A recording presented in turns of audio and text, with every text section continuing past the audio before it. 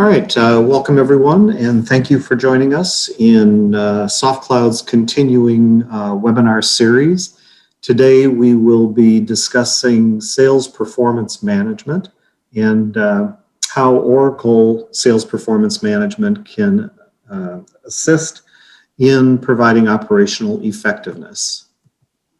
My name is Brian Friedman. I'm GVP of Sales of SoftClouds. And I'm joined by Bala Ramachandran, who's our founder and CEO. We will be discussing the Oracle SPPM and how it assists companies. To start off, what we really want to focus on is how the sales landscape is changing. What we're finding is that consumer behavior is changing significantly. Customers are really showing that they're not concerned about who helps them. They're just concerned about getting help and making sure that they're getting the answers and the information that they need. 73% of consumers say that the customer experience is an important factor in their purchasing decisions. And 45% of consumers are using mobiles more than ever as a shopping channel. And this, I think, has probably increased even more during the pandemic and the times that people have been at home and not able to go out and do their typical type of shopping behavior. 51% of consumers rely on the content that they can gain through research to influence their buying decisions. And 55% of consumers are willing to pay more for a better customer experience. So what this means really for the seller, for the provider of these services, is that the need is increased for sales enabling tools to support and guide the reps as well as the consumers in their activities. There's a need to develop skills, to have greater knowledge and experience in order to give the type of customer experience that customers are looking for.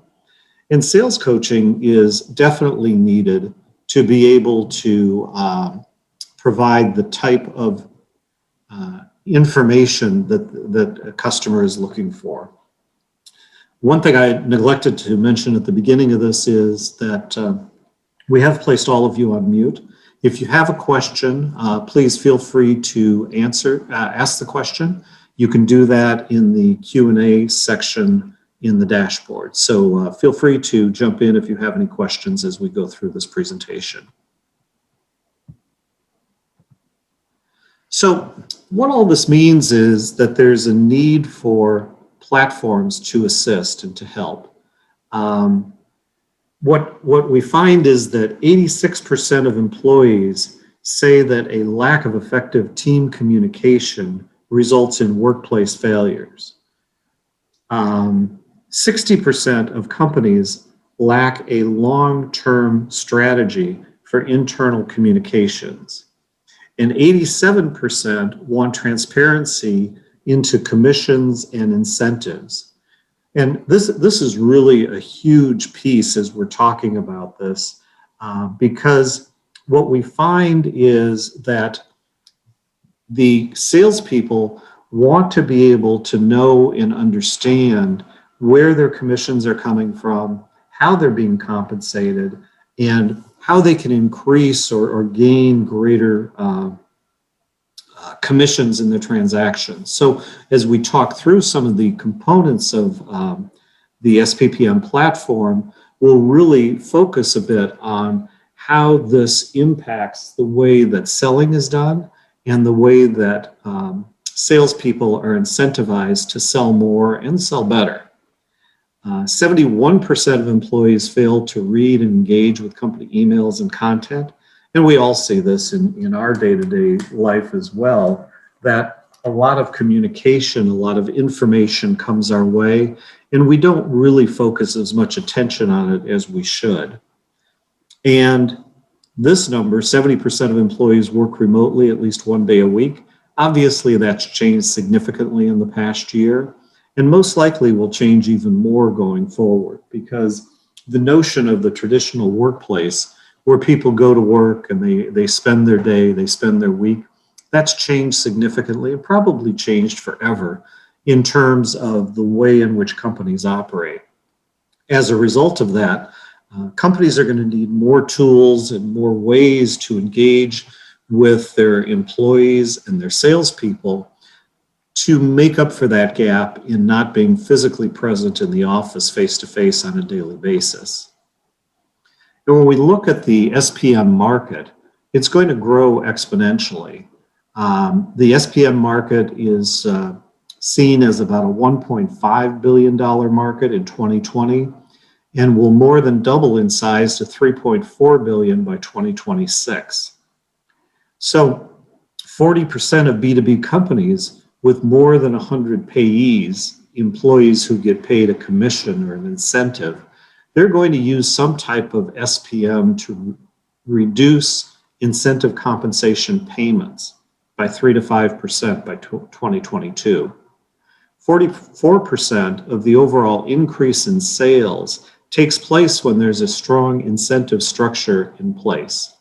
And we'll talk about some examples of this later on, but there's real world examples of how a company can increase sales and increase margin by using an effective incentive compensation platform. There's 3 times more cost-effective use of non-cash rewards to motivate sales teams, and 75% of banks using SPM see a 75% increase in revenues generated. And what this means is that banks will set the goals for their branches or their employees, and in doing that, they'll see a significant increase in revenues because those employees understand what they need to do, which products they need to focus on, which products they need to promote to customers in order to be more successful, to have a more successful banking relationship. So if we look at the 2 ways that SPM platforms are ranked, the Gartner Magic Quadrant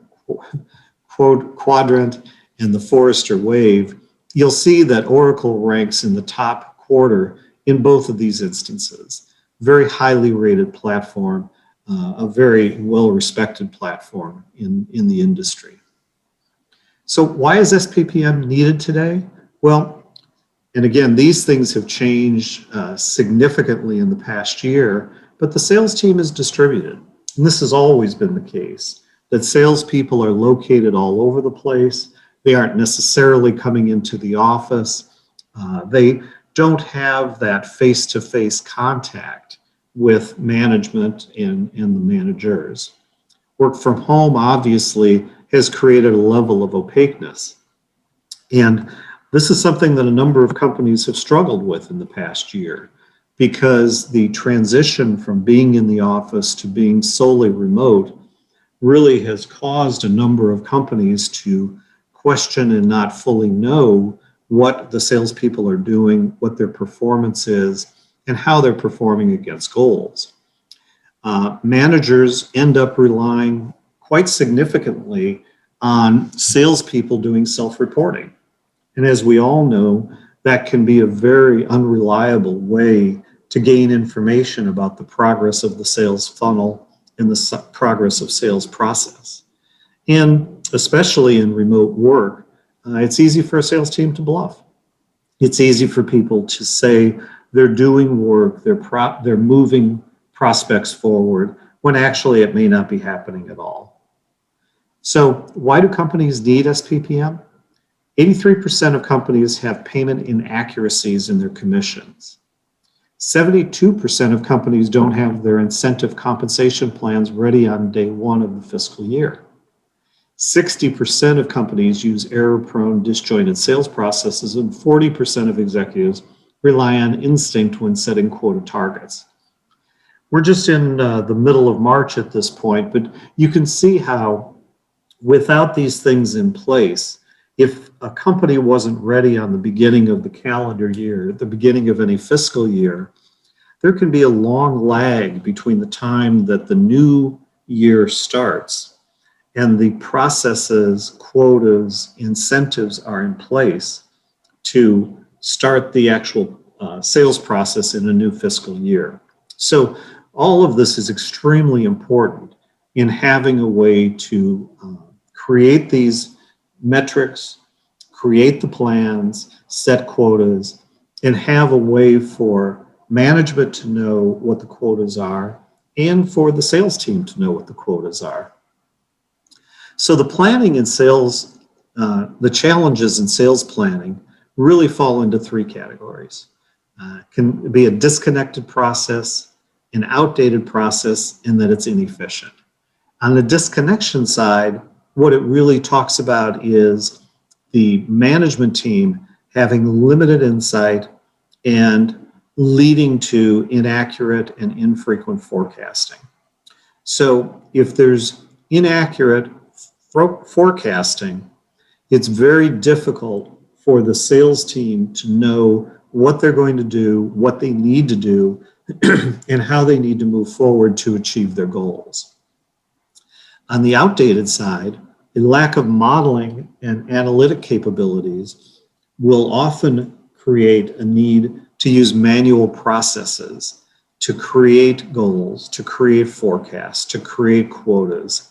And as a result of that, if the departments aren't speaking to each other in a modern way, siloed departments will act on their own and come together at some point to create a sales model and a sales forecast. It's not a very efficient way to do it. And so in that efficiency, in lack of efficiency, you lose sales reps. You have a constant refinement and revision of forecasts and accounts.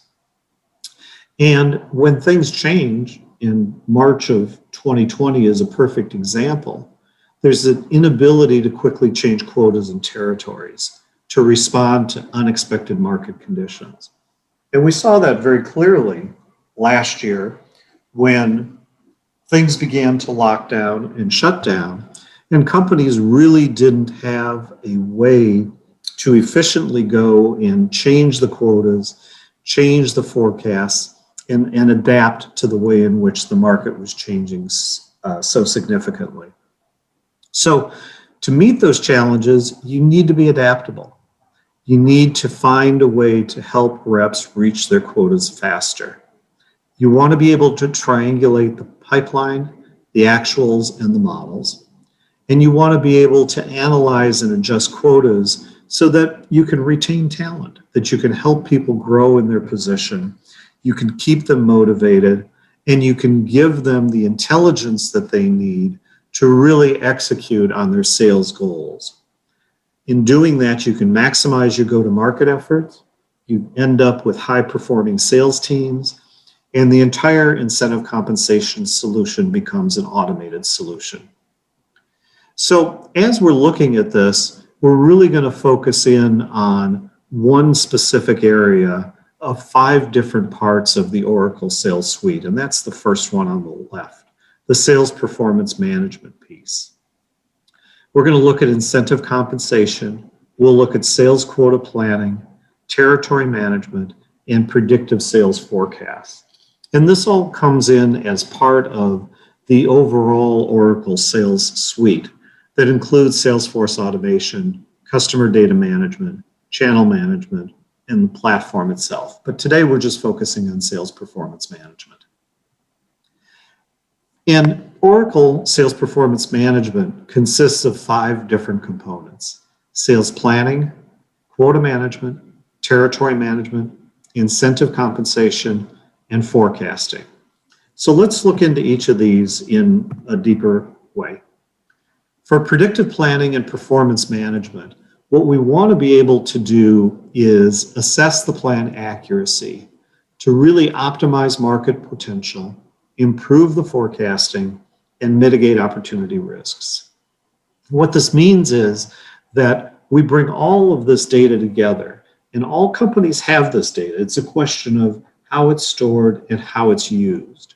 By using the Oracle SPPM platform, you're able to take this data and put it together in a way that gives you more accurate forecasting and find a way to mitigate opportunity risks. So by having this connected planning and performance management platform, you really are able to bring sales planning, sales onboarding, and responsiveness together so that the sales team understands what their goals are and how they can meet those goals. And the goals are set in a realistic way. They're done in a way that it's something that, based on historic performance and logical forecasting, the sales team has a way to be successful, has an opportunity to be successful. So there are a number of templates in the SPPM platform that have best practice methodologies and a smart view for predictive planning capabilities. And what that means is you're able to modify different components, different elements of the performance, and do it in a way that is logical and understandable for the sales team. And by doing this, you've got clean, complete, and accurate data. And once you take this historical data and you create future quotas, there's a justification for that. There's an ability to say the quota for the coming fiscal year is logical based on various components. And you can point to those components. You can point to the data. And you can explain to the sales team why those goals for the coming fiscal make sense. You also have an ability to incentivize the key stakeholders. And what you want to do with this is you want to align the teams to the business goals. You want to get to the point where the sales team is incentivized to do what management wants, which is help the company make more money. And in doing that, you roll out incentive programs that make sense based on sales goals, sales quotas, and profitability that enables you to have a win-win situation. So when we look at sales planning, we have the planning part, the analyze part, and the adjustment part. On the plan part, you can set actionable and motivating quotas and goals based on historical information, current data, and predictive analytics. On the analyze side, you can support the planning attainment, measure sales performance, and you've got analytics dashboards to be able to see how things are progressing on a day-to-day, week-to-week, and month-to-month basis.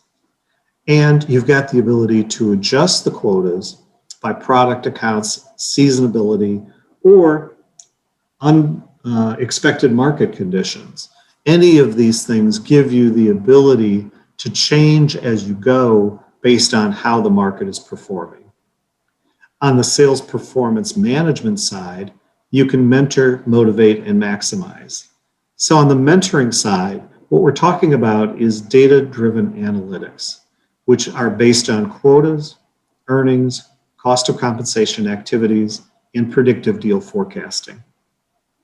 All of this, again, is how you motivate the team to move ahead with sales goals, to move ahead and get to the point where the sales team is successful, they're aligned, they're meeting their quotas, and there's financial stability and financial justification by the company for the way in which all this is going forward. And all of that then allows us to maximize the way in which things take place. The result, you've got a connected process that's much quicker to be deployed based on intelligence. The connection part is where we connect the sales planning with finance and HR. We integrate with ERP and sales data, and we connect incentive compensation, quotas, and territory management. This then gives us a faster way to achieve quotas, to make sure that comp is paid quickly, efficiently, and effectively. We increase the time to value for the reps, and we have structured sales programs. And the intelligent piece of this is that we minimize the manual processes. We take away the guesswork. We take away the spreadsheets and the amount of time that it takes to do a lot of these different steps in the process. And we increase accuracy and efficiency. We replace intuitive forecasting with intelligent forecasting. And using this data-centric approach, we've got very powerful planning tools. So let's briefly look at what the future of SPM looks like. If we look 8 or 9 years in the future, the vision for SPM is that sales incentive plan eligibility will focus on roles that interface with and influence clients.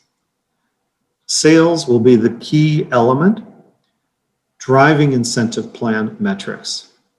Supersellers will emerge, challenging existing compensation limits. Participant experience will be consumer grade, with personal communications overriding choice. And sales compensation will be consultative as opposed to just a straight out intuitive basis.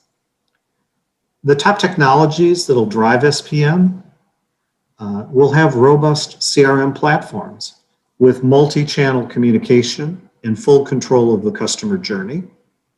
We'll have artificial intelligence used throughout the process to automate project management tasks, planning, forecasting, and development of sales metrics. We'll use digital assistants so that users will be able to interact with conversational UI. The Internet of Things will play in to connect technologies and products to allow more opportunities. And the predictive analytics will help in the sales pipeline management and forecasting. So let me stop there and see if we have any questions at this point. Max, did we receive any questions? Yes, let me open up these questions. Okay, here's question 1. What are the different compensation plans that can be automated in Oracle incentive compensation? I can take that question, Brian. Okay.